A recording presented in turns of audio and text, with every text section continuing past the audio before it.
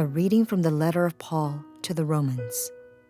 Brothers and sisters, I am speaking to you Gentiles.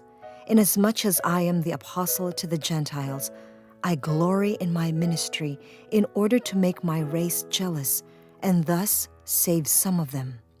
For if their rejection is the reconciliation of the world, what will their acceptance be but life from the dead? For the gifts and the call of God are irrevocable, just as you once disobeyed God, but have now received mercy because of their disobedience. So they have now disobeyed in order that, by virtue of the mercy shown to you, they too may now receive mercy. For God delivered all to disobedience, that he might have mercy upon all. The word of the Lord. Our second reading for this Sunday comes from the letter of St. Paul to the Romans. It is a beautiful sequel, as it were, to the reflection on the first reading from Isaiah.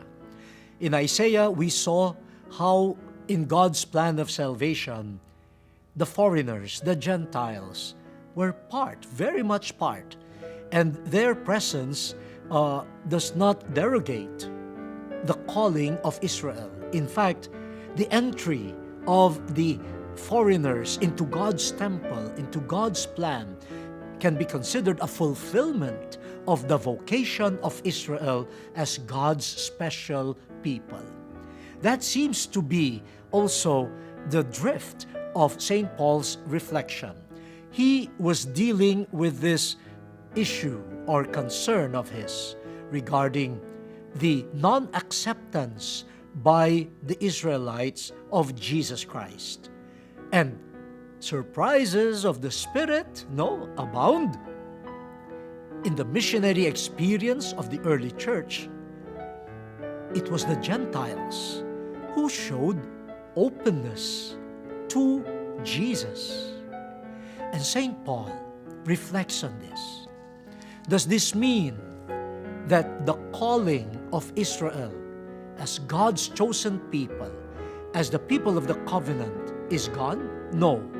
He affirms the mission, the vocation of Israel.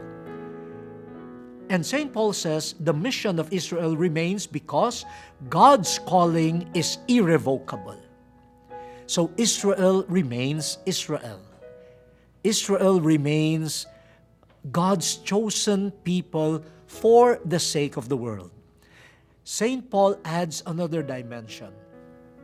Even the disobedience, the word that he uses, the disobedience of Israel had a purpose for the rest of humanity. Imagine, look at the faith of St. Paul. He believes that Israel's vocation is not meant for Israel alone. Israel is meant for the whole of humanity.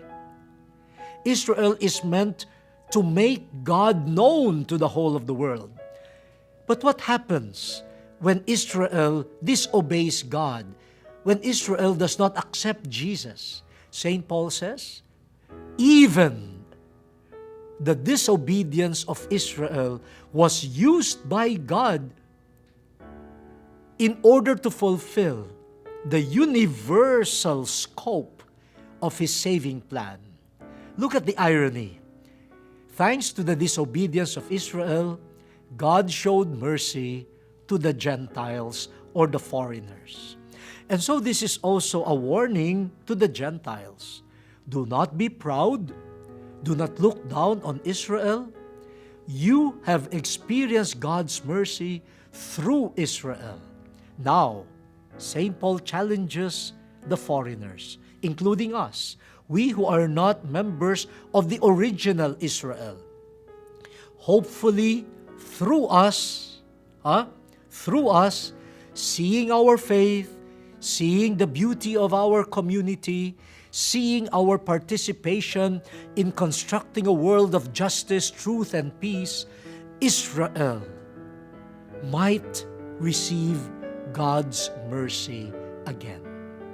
It is not just Israel that was disobedient to God. We also experienced disobedience. So we are common. We share the same common lot of humanity. We always are tempted to turn away from God.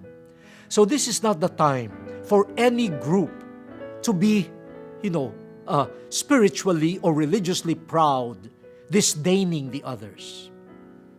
We are all disobedient, and we all now deserve God's mercy.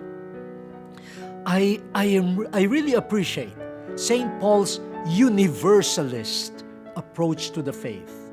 But the balance is kept.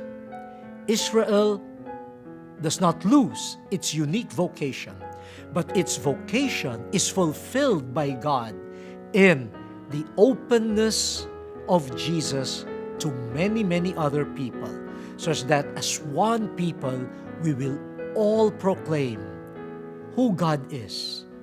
God is the merciful